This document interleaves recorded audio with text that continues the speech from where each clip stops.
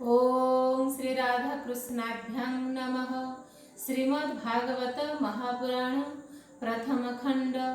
नारायणं नमस्कृत्यं नरं चैव नरोत्तमं देवी सरस्वती व्यासं ततो जयो मुदीरये। मूकं करोति वाचालं पङ्गुलङ्घयते गिरिं यत्कृपातमहं वन्दे परमानन्दमाधवम्। अथ चतुर्थोऽध्याय गोकुलोपाख्यान प्रारंभ। सनकादि ने कहा, नारद जी, अब हम तुम्हें इस विषय में एक प्राचीन इतिहास सुनाते हैं। उसके सुनने से ही सब पाप नष्ट हो जाते हैं। पूर्व काल में तुंगभद्रा नदी के तट पर एक अनुपम नगर बसा हुआ था। वहाँ सभी वर्णों के लोग अपने अपने धर्मों का आचरण करते हुए सत्य और सत्कर्मों में तत्पर रहते थे। उस नगर में समस्त वेदों का विशेषज्ञ और स्रोतो स्मार्त कर्म में निपुण एक आत्मदेव नामक ब्राह्मण रहता था। वह साक्षात दूसरे सूर्य के समान तेजस्वी था। वह धनी होने पर भी भिक्षाजीवी था। उसकी प्यारी पत्नी धुंधली, कुलीन एवं सुंदरी होने पर भी सदा अपनी बात पर अड़ जाने वाली थी। उसे लोगों की बात करने में सुख मिलता था।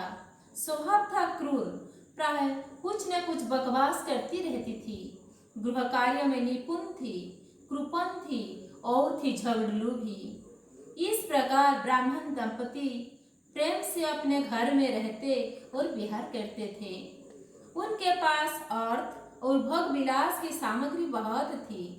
घर द्वार भी सुंदर थे, परंतु उससे उन्हें सुख नहीं था। जब अवस्था बहुत ढल गई, तब उन्होंने संतान के लिए तरह तरह के पुण्य कर्म आरंभ किए और ये दीन दुखियों को गो, पृथ्वी, सुवर्ण और वस्त्रादि दान करने लगे।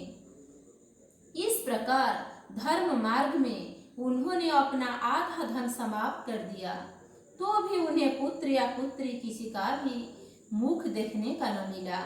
इसीलिए अब वह ब्राह्मण बहुत ही चिंतातुर रहने लगा।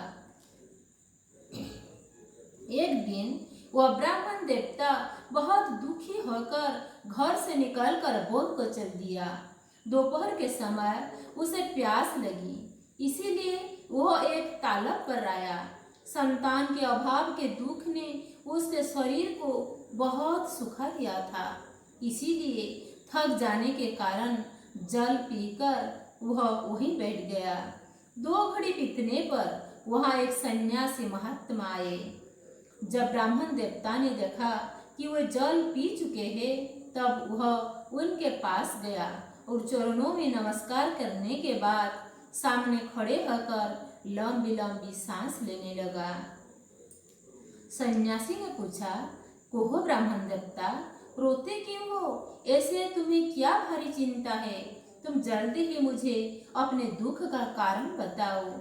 ब्राह्मण ने कहा, महाराज, मैं अपने पूर्व जन्म के पापों से संचित दुख का क्या वर्णन करूं?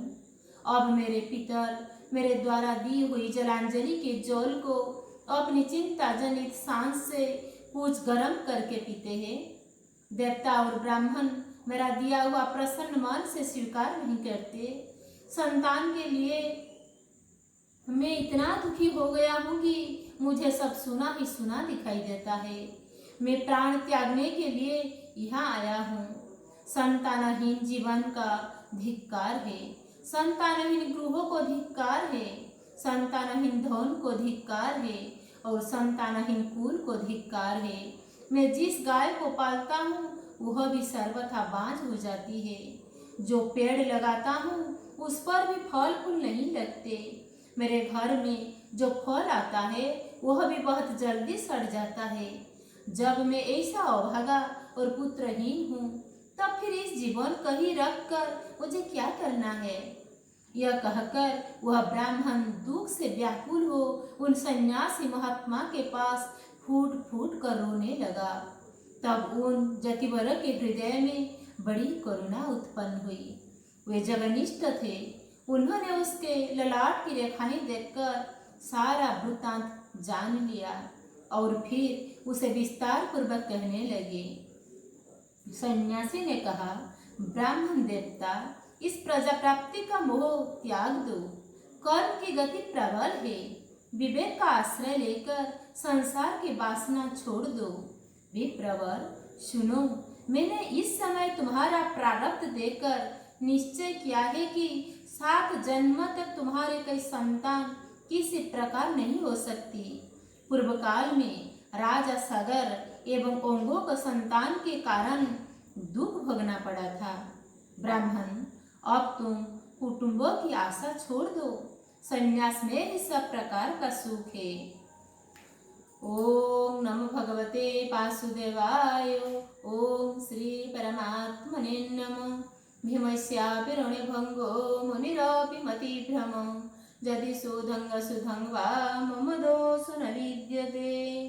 कायेन वाचा मनसेन्द्रियर्वा बुद्ध्यात्मना वा निःसृतः स्वभावात् करोति यज्जत् सकलं परस्मै नारायणेति समर्पयेत्।